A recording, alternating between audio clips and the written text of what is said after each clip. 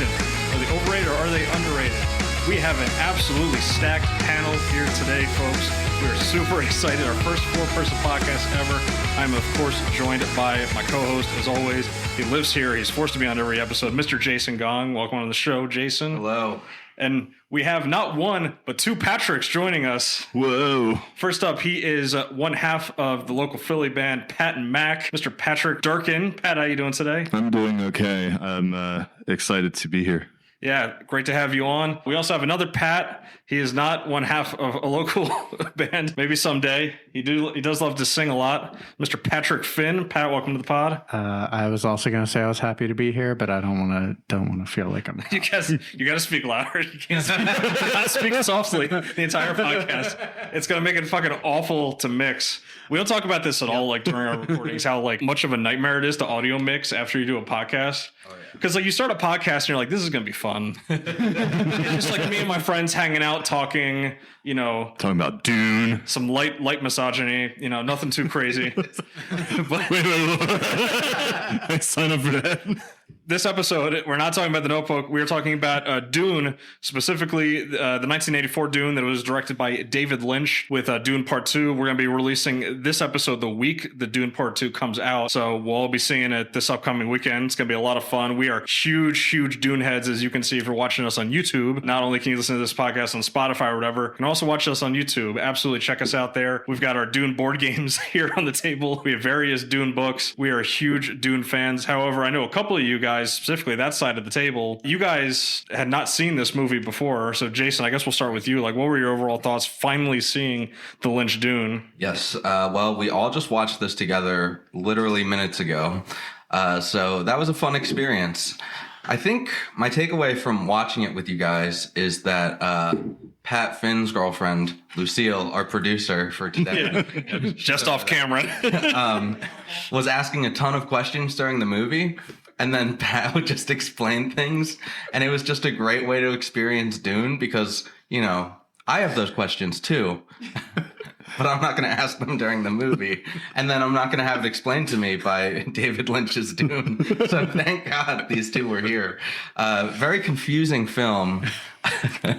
Very weird pacing, but also very cool to look at and listen to. Toto does the soundtrack, right? Brian Eno does the main theme. That's true. So definitely an experience. Not a movie that I will probably watch again soon. I definitely prefer the Villeneuve version of the story, I think, because the pacing's better and the story, I think, is told in a much more natural way. But this was a very cool thing to watch, and 80s sci-fi is definitely memorable. So good time. Yeah, so the probably the most notable part of this movie compared to the new ones that are coming out is that the Villeneuve broke this story, and Pat's got the book right in front of him here. It's an enormous book. How many pages is it? About 800, and this is terminology of the Imperium. It's like 200 pages of glossary terms. I'm on the appendix right now. It's about 800 pages of actual story. Yeah, it's 800 plus pages. About 100 pages of glossary and terminology of the Imperium, cartographic notes. Afterwards, yeah, the book has like a map in the back of it. It has a whole glossary of the made up words that Frank Herbert invented for this world. Pat Durkin, so how much of this movie is like lost or gained by turning this book into one movie versus two movies, do you feel? There was definitely a lot of things taken out of the book. I only recently finished the book, so my familiarity is still, I haven't sat with it super long. It's fresh in your mind. I mean, it's fresher than... Yeah. Wow. And I feel like there was a lot of things that they skipped out on. Like there was the whole scene. There was a banquet that when I was reading it, someone was like, did you get to the banquet scene yet? And I was looking forward to this banquet scene and it's not even represented. And then I feel like some characters don't really get fleshed out too well. It's definitely, the book is a much deeper experience, and cutting it down into a couple hours, you miss a lot of things. Yeah, I hadn't watched this movie in a while. And the first thing I noticed was is the pacing of like the first like 2/3 of the movie are pretty similar to like the first Villeneuve movie. You're right that they do cut out some scenes, but for the most part, it stays like fairly loyal to the book. And then just completely speedruns the rest of the book, which in reality, like, I mean, it's a ton of the novel that they're just like glossing over. And I can imagine from like the perspective of somebody that's like not familiar with the Dune universe, like you got to be like, what the fuck is happening in this movie? Yeah. And you can only imagine how people felt in like 1984 watching this, being like, what in the holy hell is going on here? This movie came out a year after Return of the Jedi. People were probably clamoring for like the next big science fiction like universe for them to jump into. This was supposed to be it. They were planning 2 other movies. David Lynch was working on the screenplay for the second one, like when this one came out. They were like prepping for it. This movie had a $40 million budget. It only made $30 million at the box office. If you like scale that up, that's like it's like more than like double if you're trying to like, you know, do the math on what that would be today, which is a lot of money back in 1984 to put into a science fiction film. So I guess Jason, like what do you think was like the main thing that went wrong with this movie? Because there's a lot of elements to it that are similar to the Villeneuve one, but it's just, I don't know, like David Lynch just, he put his own little style on it. Yeah, I think the movie is just ultimately pretty confusing for anyone who hasn't read the book. I was reading that they had to hand out plot summaries to viewers in the theaters when this movie was actually airing, so that people could understand what was going on. And it's really interesting because this movie is like loaded with exposition and explanations of the terminology too, especially right up front. But at the same time, you don't really absorb any of it. And it just like, you just watch the thing and it doesn't make a lot of sense. Compared to something like Star Wars, which is a much more simple hero's journey story, this is like, there's so much going on. There's so many warring factions, prophecies, things like that. And it's just hard to follow. And I think audiences weren't ready to like do that. Especially, you have to consider, like, I don't think Google existed at this point. So even if you saw this movie, you couldn't go home and be like, all right, what did I just watch? And kind of familiarize yourself with it. So it's a challenge for audiences from 1984 to engage with this. Yeah, and it's not for lack of trying on their part. The first, like, 5 minutes of the movie are just straight exposition. They were like, we got to explain as much as we can, as fast as we can. Like, get you in, because it's like such a complicated world, like once you try to like jump into it. Yeah, they pretty much invent a scene where the guild navigator explains the emperor's plan to the emperor and is like, Paul Atreides is going to cause a problem, and then that sets off the motion. That doesn't exist in the book. They just like included that in order to explain what was happening, and it still is incredibly confusing. Yeah, I mean, the central plot to like the first half of the movie is this betrayal where the royal houses of the Landsrat basically get together to try to take out House Atreides because Duke Leto is becoming too popular. They basically just explain that plot to you in the first 5 minutes of the movie. It's very interesting. I try to upon rewatch here, I was trying to compare it to the opening sequence of A New Hope, because I really like the way that George Lucas starts off the beginning of A New Hope, where like they get right into like an action sequence where it's very clear, like, oh, these are like the rebels, these are the bad guys. It's very like, you know, it's black and white, literally, with the color palette. It's very futuristic looking, and then you've got Darth Vader walking in, and he's ominous, and you know this is a bad guy. He doesn't need to say a lot of words, you know he's a bad guy. And this is like the polar opposite of that when it comes to the show don't tell philosophy of filmmaking, where they're just telling you everything here. And it's super interesting because like David Lynch is a very good filmmaker, and this is the last movie that he ever did where he did not get final cut on the film. And you got to wonder, like, I guess this is a question for Durkin, I guess, like, how much of this do you think was the studio and how much of it do you think was David Lynch doing this? There was a lot of things that I picked up that are Lynchian. A lot of the visual stuff, a lot of the overlays of, there's a scene where there's like fire going, but underneath that is the hand popping up and then the face. And so it's a lot of those visual things. And then the character, what's the driver of the thing, is big, bulbous. Yeah, the guild navigator, which we see several times. I feel like he shouldn't be as important, but David Lynch really wants him to be important. Yeah, they made that puppet or whatever, and they were like, we're using this. This 5 times. I feel like he showed up on the first day with that puppet. It was like, this is where I spend most of the budget. You know that puppet is in like her mouth. that puppet's in like David Lynch's attic somewhere, like in a box. He's like, I'm keeping this. Yeah, he brings it out like on Fridays when he has dinners with all of the other puppets from his stuff. He brings it out with the Eraserhead baby. Yeah, and so those are the things that really pop out to me. I'm like, oh, that's definitely his influence in here. But honestly, some of it just feels like it's so foreign to his style of filmmaking. I'm not even sure he directed that particular scene. Like it doesn't feel like that anyway. Yeah, I mean, you could definitely tell the aspects that are Lynchian, specifically when we get to any scene with the Harkonnens. He's just making the deliberate choice to be like as over the top and like gross as possible. Stellan Skarsgård's portrayal of the Baron is also pretty gross in the new one. I think that's like an intention of the character, but Lynch has got it turned up to 11 here. And I don't like specifically when it comes to like the set design. I think it was really well like balanced of like the scenes that are in the Emperor's ship and the scenes that are Harkonnens and the scenes that are on Arrakis. I think the movie does a really good job at like showing off those different locations like that. It's very unfortunate. A lot of these like sets and these costumes, they like budgeted it in a way that like they could use these in future films.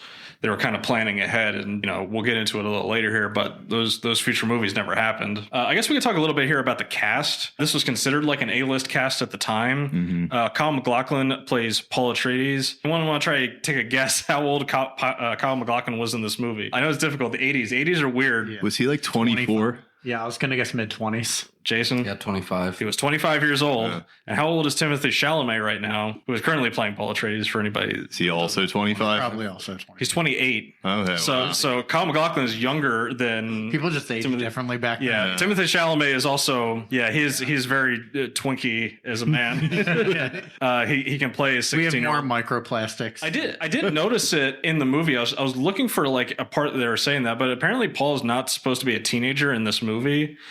He's meant to be like an older Paul, even though in the book he's like 16 or something like that. Yeah, and I don't think I didn't notice any particular mention of his age at any point, but he definitely gives off young prince rather than child prince. Yeah. I was actually impressed with, because there was a bit of a time skip in the movie between the beginning and when he is the end, when he is the leader of the Fremen, fighting the Baron and Fade, is they, without really, it didn't seem at least noticeably the makeup, he had a very different set of charisma as like young Paul versus old Paul that kind of sold the time skip better than, even though like presumably he was roughly the same age at the same time. Yeah, I mean that's like the main thing that he had to do as a character here, right? I know that like Chalamet has talked about how he wanted to put a lot of like quote unquote like Muad'Dib in the first movie, and Villeneuve had to like rein him in. He's like, no Muad'Dib in this movie. Muad'Dib's the next movie. So he's got to show off like that transformation a little bit. Yeah, Kyle MacLachlan's good. Like this was his first like feature movie that he was in as like a speaking character. He had some like roles as like an extra in other movies, but I believe the producer Dino De Laurentiis, he found him doing like Shakespearean theater or something like that, which I guess makes sense if you like watch his performance in this. It's very theatrical. Yeah. He winds up working with David Lynch a lot throughout the remainder of his career, which is really interesting. Funny enough, after this movie came out, like Kyle MacLachlan, like he did the thing. He moved down to LA. He was like, all right, I'm going to be a working actor now. Like, and he just could not find work because Dune flopped. And like, that's the problem is like when you put all your eggs in like, oh, I'm going to be the big star of this franchise. So David Lynch was like, oh, I'll just work with you again. And then they did Blue Velvet, which came out in 86, 2 years later. And then he brought him back on for Twin Peaks in 1990. So like David Lynch kind of like helped him like kickstart his career. I noticed there were a few actors that also stayed with him. Like Jack Nance, for one, was in Eraserhead, and he has a small part in this one, but he winds up being a few other things also in Twin Peaks. There's another Twin Peaks character is like the leader of the Fremen at the end. I don't know his name, but it's Paul's Stilgar. Yeah. He was also in Twin Peaks. So it's cool that he keeps this family of actors around with him. Yeah, so some of the other actors that like people could probably recognize is Patrick Stewart. Obviously, he plays Gurney Halleck. The weapons master, Sting, plays Fade Routha. Fantastic. Who has like 4 lines in the movie, but he has the famous shot of him like almost completely naked coming out of the steam room, and then the big fight at the end. Max von Sydow plays Liat Kynes, who he's not in the movie very much, unfortunately. Max von Sydow's a really good actor. Sean Young, who just was coming off of Blade Runner 2 years prior, playing Chani in this. She's also really underserved. She's basically just like the love interest character. Chani's like a much more deep character than that, than just Paul's like concubine and love interest. But that's basically the only role she has to serve in this. And then the other one I found interesting was Brad Dourif, he plays Peter de Vries, the other mentat for the Harkonnens, and he's most known for being the voice of Chucky in the Child's Play series, and he also plays Grima Wormtongue in Lord of the Rings, which is like a very similar character to Peter. I guess, like, Pat, were there any like actors that like really stood out to you upon like rewatch here? I think you had said Piter, because he was also Grima in Lord of the Rings. Yep. He's fantastic. I just feel like he kind of has like that nervous energy that really serves it well. And Kyle MacLachlan, I'd already mentioned, I think really makes that switch between young Paul and old Paul really well. That kind of sells the time skip of he is Muad'Dib now. I think he's a fantastic actor. Acting in general, I do wonder, like Patrick Stewart, I love the character of Gurney Halleck. He's underserved in the role. He doesn't really have a lot to do. I don't know if Patrick Stewart is really the person that we would have worked in that role, because Gurney Halleck is supposed to be kind of this ugly, burly kind of man. Josh Brolin is the actor in the new movie that plays Gurney, and he kind of serves that kind of like gruff commander, serious, but also kind of warrior poet character a little better. Yeah, like Jason, like if you're comparing these two films to one another, like it's tough to overlook the casts. Villeneuve got like a truly A-list cast for these movies. Like he's basically picking like whatever actors he wants. I mean, the actors that he's bringing in for part 2 are ridiculous too. Like, do you think that like that might be one of the elements that really like pushes the new one over the Lynch version, is just like the cast is better, or is this like a direction thing? Like we talk about all the time how like, you know, the performance of an actor is not, you know, solely on the actor. Oftentimes it's the director trying to get the performance out of them. So if we're looking at these acting performances and saying, well, they're way better in the Villeneuve one, is that just an indictment on like David Lynch and like what he was trying to get out of them? You know, I think David Lynch really shines through as a director in the Harkonnen performances, the weirdest, grossest parts of this movie. That's clearly where he's in his element and having the most fun. When he's working with like House Atreides, the Empire, he's like, all right, whatever, we can do this sort of Shakespearean stuff with these guys, but it's not like the stuff that he wants to be doing. With Villeneuve, you're getting really strong performances across the board, but at the same time, you're not really getting something as memorable as like the Harkonnen scenes in this version. So they just have different strengths. I do just think that the Villeneuve movie is better, and that the second one will also be better. Yeah, it's interesting because like it's not like the Villeneuve one is lacking like weird stuff in it, but man, the weird stuff in the Lynch one is so It's way weirder in the Lynch one. Do we want to talk about the cat scene like right now? Yeah. I did not know that was a thing, and it really threw me. For anyone that's like squeamish of like really weird things with animals, skip like 5 minutes ahead in the podcast. You want to explain what happens with the cat scene in this? So Hawat, Thurfer Hawat, is Duke Leto's right-hand man. He basically gets captured by the Harkonnens, and in the Lynch version of the movie, they convince him to work with him by poisoning him and saying the only antidote is in the milk of this cat. A hairless cat that's like in a cage. Cat that's in a cage. It's not even a cage. It's in like a harness that they hold it in. The cat looks very uncomfortable. And you have to milk the cat every day in order to get the antidote for this drug. That's not in the book. It's not in the book. It's not even remotely in the book. Did you mention the rat that's tied? Yeah, and also there's a rat. There's a rat taped to the cat. That's not mentioned. The rat is not mentioned. There's no. It's there. I guess we as the audience are supposed to interpret the rat. I don't know. You just gotta imagine like. So they shoot the cat scene, and then Lynch is like looking back at it on the monitor, and he goes, "Guys, I hate to do this to you, but we're gonna need a little mouse in there." It's really gonna sell it. There's a lot cut from this movie. There's a lot in the book that's cut from this movie, but the things they added are sometimes incomprehensible. And the fact that they spent several minutes in like the middle of this like rising action to just have a scene where he's like, "You have to milk this cat every day." And they have a contraption for it. And yeah, he just turns into Jigsaw certainly for 5 minutes. It's definitely an artistic choice. And honestly, when I was younger, I saw this movie. I'm like, this is not a good movie. I had not read the book. But I'm like, this is not a good movie, but I need to read the book to understand what the fuck I'm looking at. Yeah. And honestly, this is one of my favorite books now. Yeah, you read the book and you're like, this is an amazing book. This is an amazing book. And this is the first time I watched the movie since then. I can't say it's a good movie, but I can say I've grown an appreciation for movies that really are just incredibly weird and like allow themselves to follow those weird instincts. And I appreciate it for that. Yeah, so this was David Lynch's third feature film. He had done Eraserhead, which took him like several years to make because he kept running out of money for it. And then he went and did The Elephant Man, which had gotten like awards recognition for. So that was like the movie that like put him on the map. He was basically like a young up and coming director that they were trying, studios were trying to pluck him to do like a big feature. He had been talking to Lucasfilm about potentially directing Return of the Jedi. That didn't end up happening. And he got attached to Dune eventually. Now, he was not the first director that they had looked at to do Dune. And I guess we can talk now about Alejandro Jodorowsky, who for years and years was trying to put together a Dune film. If you're very interested in that chronicle, definitely recommend checking out Jodorowsky's Dune, the documentary that came out like 10 years ago at this point. Probably, yeah. I could just talk about like the potential like cast and people that were working on that movie. The movie's reported runtime was in the realm of like 10 to 14 hours. That's where the screenplay ended up for this movie. The concept art for the film was going to be done by H.R. Giger, who did a lot of the concept art for like Alien and a lot of weird like surrealist stuff back in the 70s and 80s. The music choice by Jodorowsky was going to be Pink Floyd. The music in this film is done by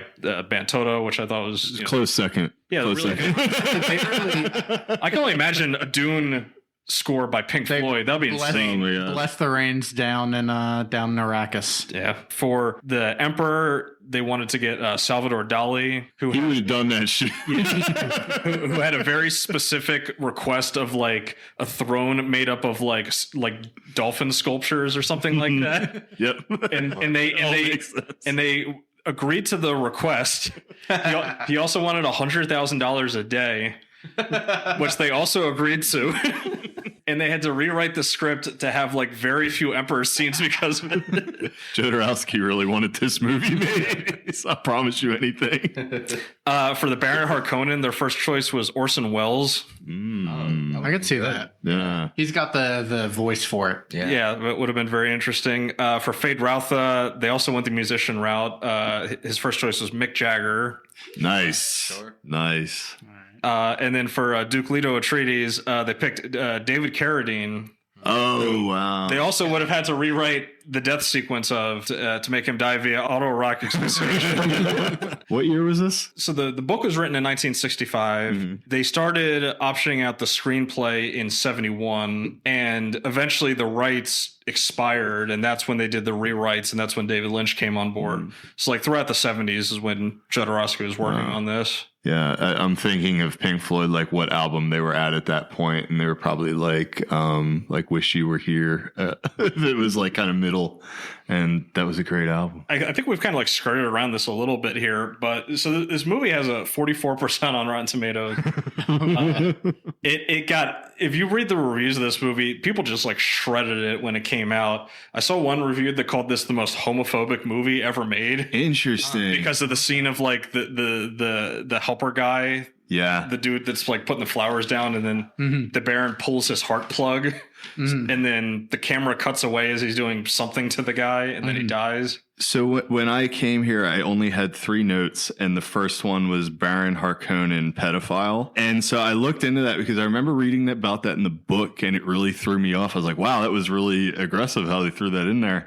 And they said that Frank Herbert himself was pretty homophobic at the time of writing this, but since had a homosexual son. And I don't know if I fact checked that enough to talk about it, but it sounds Herbert homosexual, or does he have another? Feel free to fact check us in the comments. Yeah, that was something that was in my head, but like, yeah, it just that really kind of was like, oh wow, that was really bold of him to make Really this not character. surprising, knowing like I've read the entire Dune series, and he has some interesting opinions on human sexuality and morality in general. I think his general commentary seems to be about like the Bene Gesserit morality is that you want to subliminate those instinctual urges of like sex and violence into something that makes you human. And that's kind of what the whole story-wise the Gom Jabbar is like, can you resist like your instinctual urge to avoid pain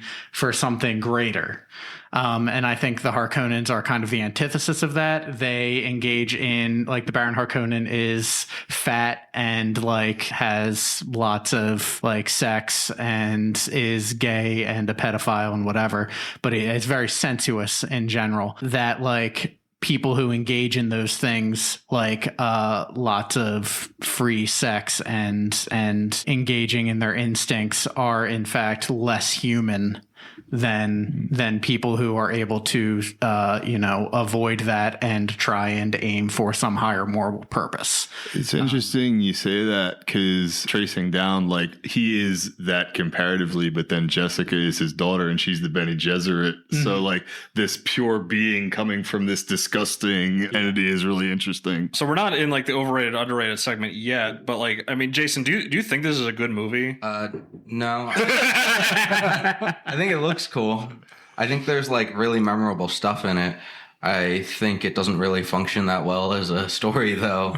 And you like the Villeneuve one, Yeah, right? and like, yeah, now there's an example of someone being able to adapt this in a way that gets positive reviews and viewers to go see it in theaters and me to like it. There's failings within this movie that we just watched that made it not work. But at the same time, it's cool to just see Lynch do his thing. Yeah, I mean, if anything, it's a very interesting movie to watch. I mean, Pat, overall, did you enjoy watching it? Yeah, no, I think 44 is kind of a little bit low. And I think having read the book, I got a little bit more out of it. So I'm trying to think of if I had never read the book, didn't know anything about it, and this was my introduction to this universe, would that have been the best introduction? Maybe not, but I think the 80s were a really cool time for science fiction, and it had, again, it was very visually appealing. There was enough where I could follow the plot, even though it was definitely silly. But again, I don't know how influenced I am by having read the book now. Yeah, I can only imagine. Like, if you're somebody that knows nothing about this universe, this movie is a nightmare. Like, it just does not explain things remotely well enough. And like, they really just pulled like the exposition dump ripcord like several times. There's a lot of like inner monologues in this movie too, where they're just like, we need to spell things out. Like, we can't have like any sort of like subtext so people can like follow along. I think that's kind of like where the movie gets lost in the sauce a little bit. This movie has several like re-edits of it that were made. There was like a later cut that, because we watched like the 2-hour version, which is the theatrical cut. There's a cut of the movie that's like 40 minutes longer that has some added scenes, but also has like a lot of narration that Kyle MacLachlan went back and did.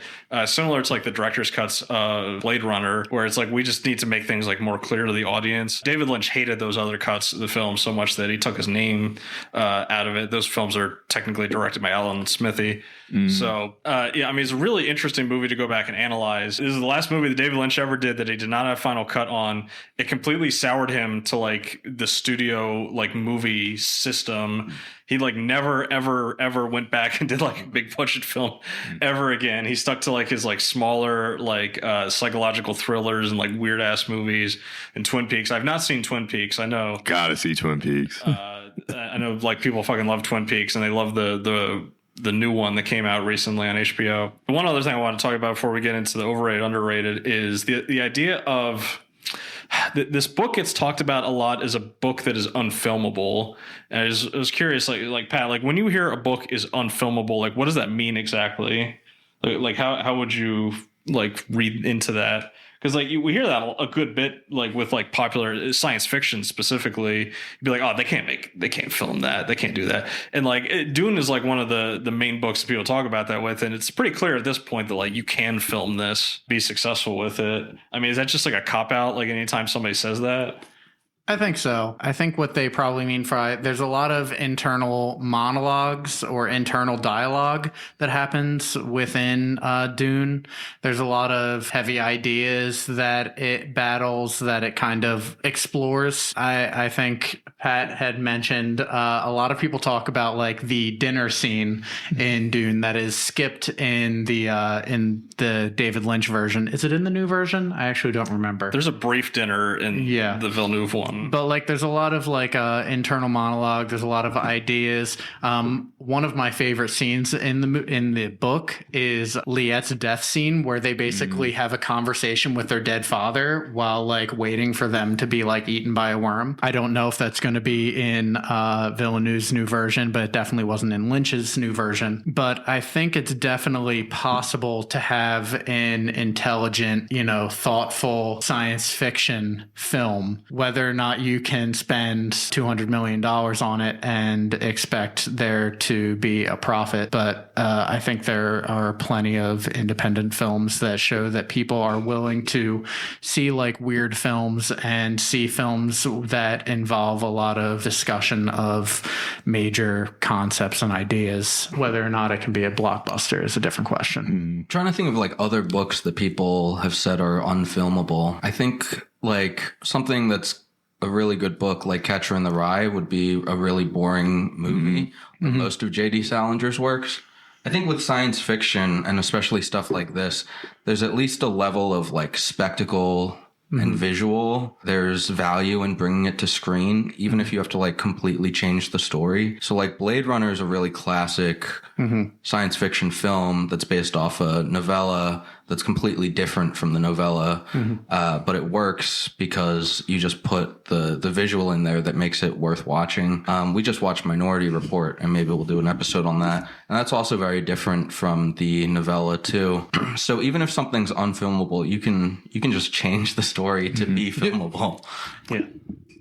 Yeah, which makes it interesting when you look at. So we've got the two sequels to Dune on the table here, Children of Dune and Dune Messiah, and those are both books where like they are way less action packed than the first Dune book. If you're going to adapt anything in this series to a movie, it would be that first book. If you were going to make the case of like books being unfilmable, you would look at those Dune sequels and be like, those would be a little tricky. And that's before we get to God Emperor, which a whole nother thing entirely. Foundation recently had maybe movies aren't the best medium for it, but like miniseries, like we recently had a Foundation miniseries. I have not watched it, but people I know who have had positive, said that it was very good, but that was previously referred to as unfilmable. I recently actually started watching, I haven't watched it before, is True Detective, but that's like a series that's less sci-fi, but like still kind of explores kind of heady ideas about like meaning and nihilism and et cetera, in a way that is accessible to people. I feel like Dune would probably work real good as a miniseries or even just like a short series, a couple of seasons.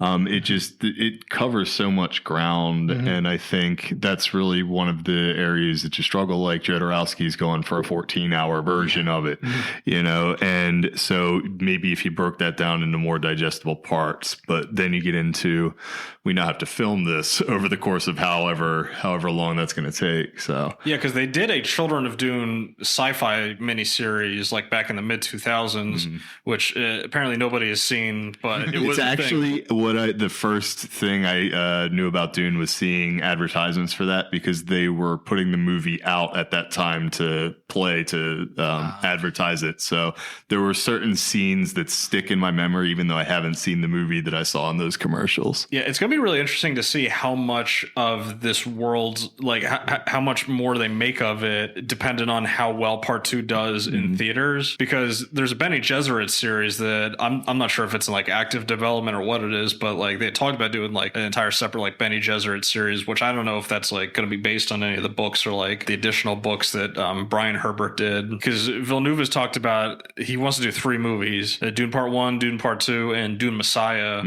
which is basically Paul's story. Once you get into Children of Dune, Paul's less of the main character in that. It'd be really interesting to see like how they set that up for the 3rd movie, because like you were saying, like Dune Messiah there's way less things that happen in that book. It's a lot of that book is like taking place inside of characters' heads. And we saw in the Lynch Dune here, like, you can only do so much like inner dialogue and like keep things interesting. I wish he had had more of Princess, is it Irulan? Just her popping up like she does at the beginning. I would have liked to see more of that interspersed. That reminded me of a scene in Eraserhead with the lady that lived in the furnace, like how she pops up. I thought that was really cool. Before we get into our overrated, underrated arguments, Jason, we need to determine how this movie is rated. Now, since you guys is your first time on the podcast, we're trying to come up with like an objective rating out of 10. We're still in the market for a better rating system, a more creative rating system. But for now, we're doing 1 out of 10. And this is like an objective score. We're trying to get a baseline here. So where do we think David Lynch's Dune sits on a 1 out of 10 scale? I'm going to go crazy here. I'm going to say a 5. I was thinking more like a 4, like kind of just below mid is, where the general people think it is. Like where we assume people think it is? Yes. I guess like... This is our attempt to like assign like an objective rating to Gauge the measurement. Yeah. The zeitgeist, probably a 5. Okay. So we'll say 5. We'll land on a 5. I'll concede. I will say that my opinion is shaped by the fact that you said it has like a 43% on Rotten Tomatoes. 44%. Yeah. That's why I went more into It has a 65% audience score. So Yeah. And it's like a cult classic. So Yeah, I know this this is a very difficult like movie to rate because it definitely will have lots of people, I think for general audiences, not be a very good movie, and then there are going to be people that love it because they love weird sci-fi body horror. this is a movie that's like impossible for me to look at objectively because I read this book for the first time when I was in like 8th grade, and so this is like a series like I love like reading, and like if anyone watching on YouTube, you see we got the board games too. We play the Dune board game like way too much. So it's our go-to board game. Not this one as much. I've yet to be part of a Dune board game. We'll have to get you on a Dune night. Make it happen. Yeah. I know. We'll play it after this. It's like a movie that's like impossible to like give like an accurate rating to if you already like are in love with that world to begin with. I mean, like Pat, like what's your like subjective rating? Like haven't seen it finally. Yeah, so I'm not being a huge fan of the series and kind of like just immersing myself in it. Like I kind of thought about like a 6 or so. That was where I was thinking it would fall. I really thought it had a lot to offer. Again, visually, story wise, leaves something to be desired. But it was a fun watch. I could see watching it a few more times. All right, so we're gonna land on a 5 for our ratings here. Next up, we have the overrated, underrated segments. Pats, you guys can you be like the jury here, see who makes the better argument between the two of us, and then at the end of this, you can kind of decide which side of the fence you fall on. Jason, your job is to argue that David Lynch's Dune is overrated. What is the case? Sure. Well, the main argument is just that this is just not a very good movie. General audiences and critics rejected this for a reason. It's often nonsensical. When they try to make sense of it, it's really boring exposition that's not super well done. All of the redeeming qualities of this movie is just like how weird it is, but that's not something that appeals to everyone. And at the same time, like if you want weird, just go watch one of Lynch's other movies. David Lynch doesn't even like this movie. How can it be underrated? Like you see Eraserhead and it's like, this is weird. This is cool. The best parts of this movie are like the most mid parts of Eraserhead. And then at the same time, like if you want a really weird Dune, just everything you described about Jodorowsky's Dune sounds much better than this movie. It sounds awesome. I wish we got that movie. Have you ever seen any of Jodorowsky's work? Yeah, I've seen a few of his movies. Yeah, I would say his stuff is even more out there than Lynch's. Like Lynch is like the mainstream Jodorowsky. So if you're interested in like really weird stuff, there's other wells you can go to. There's always a weirder guy out there making movies. So like the redeeming qualities of this, which are really good and fun to watch, they're not redeeming enough that it makes up for just the fact that this isn't a very good movie. The pacing's not good. Like you said, the first 2/3 cover what the first Villeneuve movie does, and then the last 40 minutes speed runs everything else. That's not that good. And cat milking. And the cat, they add in, I mean, that is one of the best. And the nipples. nipples getting yanked out. Nipples get. Well, you guys are making this harder for me to say it's overrated. I think the best part. For what it's worth, everyone was just kind of like chilling and like half paying attention, and then the cat showed up, and everybody like sat up in their seats. Well, except for Lucille. Lucille started hiding. Everybody else sat up in their seats. They're like, "Why is there a cat?" It was really jarring. There's also a pug. We have not mentioned the pug that Patrick Stewart goes into battle with. The space pugs. The space pugs are one of the highlights. There are a lot of cats and dogs in this movie. Yeah, that does kind of bump it up a little bit. But for the most part, like, if this is your introduction to Dune, it's not good. If you're looking for a faithful adaptation of Dune, it's also not very good. If you're just looking for a cool sci-fi movie to watch and have fun, especially if, you know, the last Star Wars movie just came out last year and you're like, I can't wait for the next big thing, and you go see this, also not good. Just not a good movie in almost any sense. And yeah, like I said, even the best parts of it are not as good as other things that you can get out there. So that's my argument for why it's overrated. So I'm going to zag a little bit here with the underrated argument. This movie is underrated because if this movie had not flopped, we would have not have gotten the rest of David Lynch's career. It's entirely possible that he would have turned into like a studio director. You know, he would have been out there potentially doing like what like Sam Raimi's doing now, like directing Marvel movies. Could you imagine David Lynch directing a Marvel movie? Like he would probably like literally blow his brains out instead of doing a Marvel movie. I could see him being asked to do TV shows and him not liking that at all. Like I said earlier in the pod, like this movie and less so the failure, like he has other movies that didn't make a lot of money at the box office. For him, like it was more like having to deal with the studio executives, having to go through the headache of everything that just like completely soured him on like doing like big budget stuff like this ever again. In that sense, at least, like, you know, this movie was kind of like a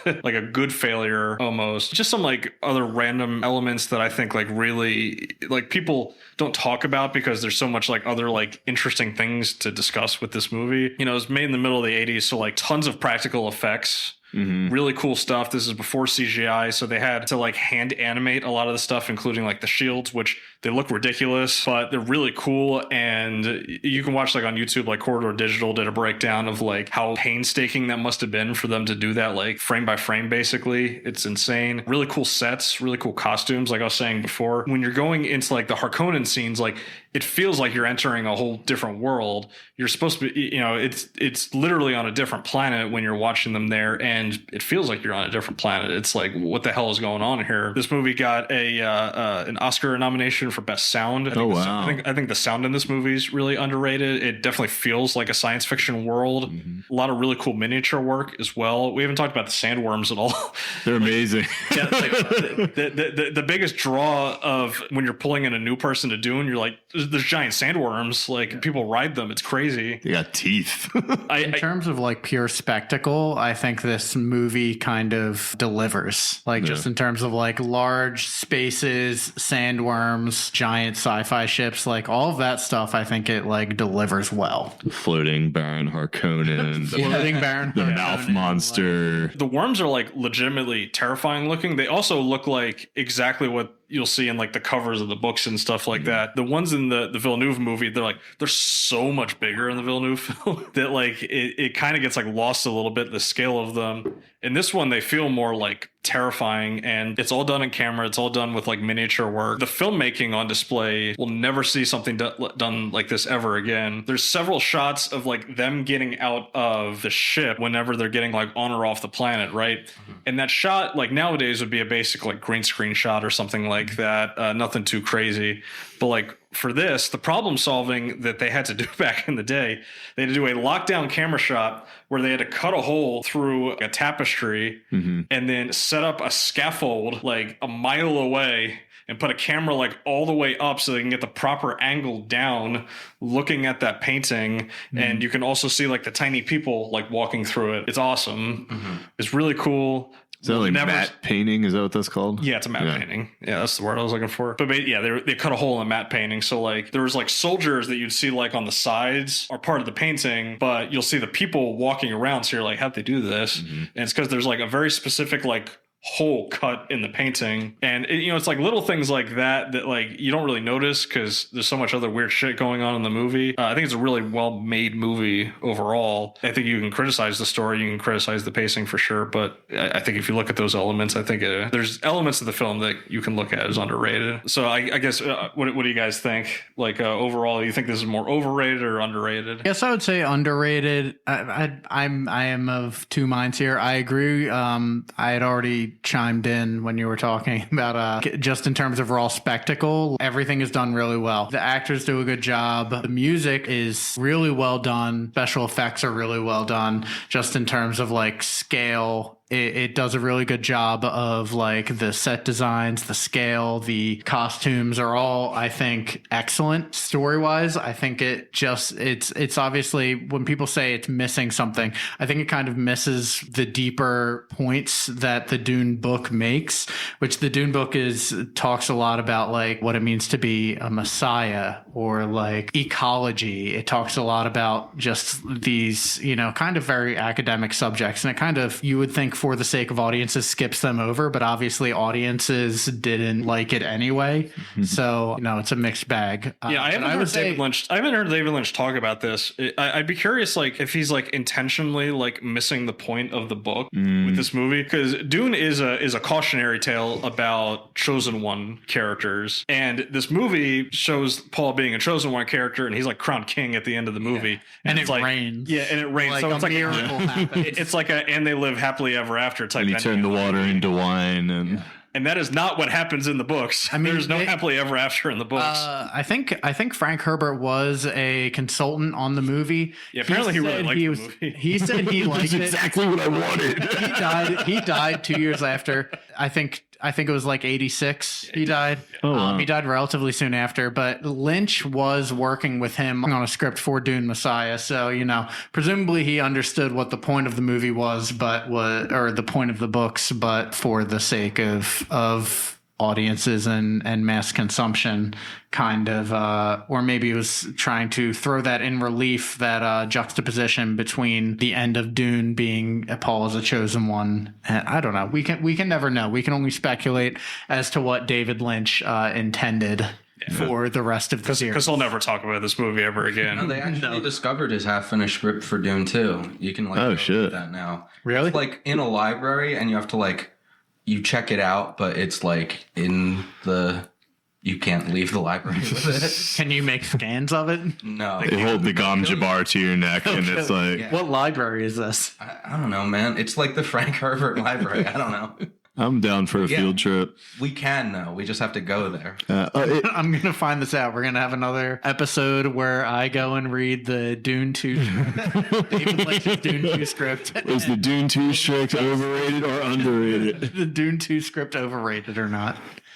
It's interesting because he's talking about the not being able to really make sense of what he was going for or whatever. And I think that's kind of his hallmark. Like a lot of his movies are a little obtuse and hard to get, some less than others, but like he was still, it freaked me out to feel like this is his third movie. He's still establishing his voice as as a director, and for them to entrust this epic is pretty ballsy of him. I do think it's underrated. I think that maybe it didn't tell the story the best. Maybe it kind of missed the mark, but it's right at the hallmark of the mid 80s. Everybody's doing cocaine.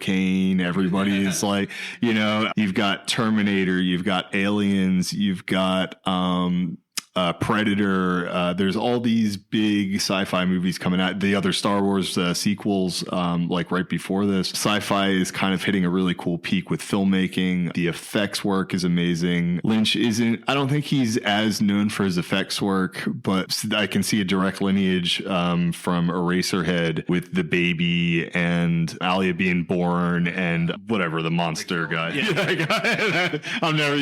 That'll never stick.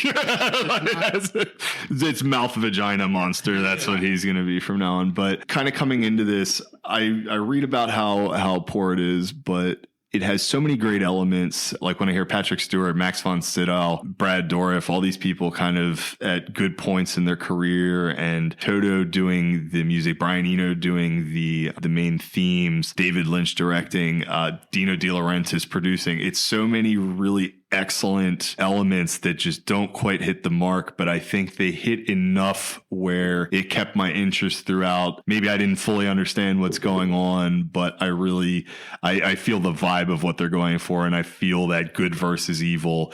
And again, the good is kind of murky in the books, but you see Baron Harkonnen, and he is the embodiment of evil. He's dripping stuff off of his face. He's, molesting the guy and murdering him through his nipples. The other guy crushes the bug. He's sucking on it and giggling the whole time. Like, it's you can definitely tell, oh God, these are not good people. And I think on a base level, it accomplishes that. Yeah, I think this is one of like the very few movies where it is less than the sum total of its parts. Yeah. Like if you take any individual element of this film and you go, well, like the acting performances are actually pretty good. Mm-hmm. Or like, oh, the set design's like pretty good. And like, hey, like the still suits, like they clearly put a lot of thought into the design of the still suits. Like I would argue they kind of look better than the Villeneuve ones. The Villeneuve ones look a little muted, like kind of boring. Yeah. Or you look at, like the effects or like the sandworms, even the like sand you were talking about, how it drips off, that attention to detail. Yeah. So for the miniature desert sequences where they're showing the worms, obviously they're miniature worms. You also need a miniature sand because if you had regular size sand, the grains would be too big. It would not sell that the worms were, gigantic. So they had to get this like really, really, really like tiny sand that guys had to wear like hazmat suits basically when they were working with it, because if you inhaled it, it would just like shred your lungs. It's like They asbestos. obviously doubled the hazmat suits as costumes for the film. Yeah. Just start filming. This is perfect. And it is funny to like, just overlook all of the rules of the universe that the movie breaks, because like David Lynch clearly didn't give a shit if he was breaking rules. Mm-hmm.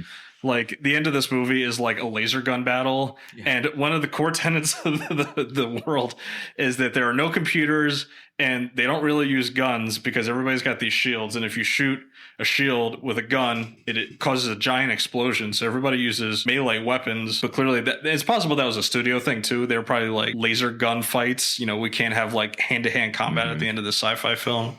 Yeah. But like where do you land like on it? You still like a little overrated, Jason? Yeah, just a little bit. I mean, like all of you guys are saying, there's elements in here that are great. Actually, most of the elements are great, but at the same time, the cohesion's just not there. Mm-hmm. So as a movie, and we're a movie podcast, it's hard for me to say this is a good movie, let alone an underrated movie. So I'm sticking with a little bit overrated. I think critics were just right the first time around. We'll definitely be doing another podcast. We're seeing Dune Part 2 when it comes out in theaters. Probably just do like a straight review podcast for that because we're really excited about that one. But anyway, that's going to do it for this episode, everyone. Pat and Pat, thanks for coming on the pod. Our first four-person podcast episode. I guess, Pat Durkin, if you want to plug anything, where can people find you online? Sure. I'm at Pat and Mac Music. Just put out a record called Imposter Syndrome. Looking to book more dates coming in the spring. I had a video called Flesh Eater that won some awards that was stop motion and all that. So I do stuff on TikTok, YouTube, Instagram. Pat, you have anything to plug? I have nothing interesting going on in my life. I would like to leave you with the words of Frank Herbert, dedication to the book: to the people whose labors go beyond ideas into the realm of real materials, to the dryland ecologist, wherever they may be and whatever time they work, this effort at prediction is dedicated in humility and admiration. He was just really into people working with sand, wasn't he? Really was. Like sand. Fuck marine biologists, fuck wetland ecologists, the dry land ecologists, and whatever time they work, could be centuries ago, could be far in the future. They're the only ones who deal with reality. He was doing a lot of mushrooms when he wrote this book. Frank Herbert was the anti-Anakin Skywalker. He's like, I love sand. I fucking love sand. It gets everywhere. And I don't kill children. But that's going to be it for this one, guys. We will catch you next week on the Over Under Movie Podcast. Peace out, guys. See you at the movies.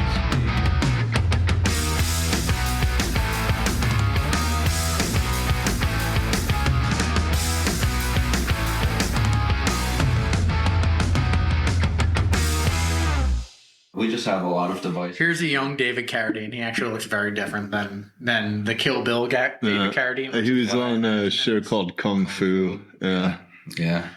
I only know that he was on a show called Kung Fu because of Office Space, where he's like, I love Kung Fu. Mm-hmm. Red Letter Media did a movie of his where he gets like a robot hand.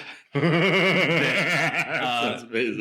robot hand like chokes people to death, and like they couldn't stop making jokes. I love that. That poor man. Listen, if you're gonna go, what a way to go. So one time. Are we still recording? Yeah, we'll turn the cameras off. Keep going. Hold open, dude.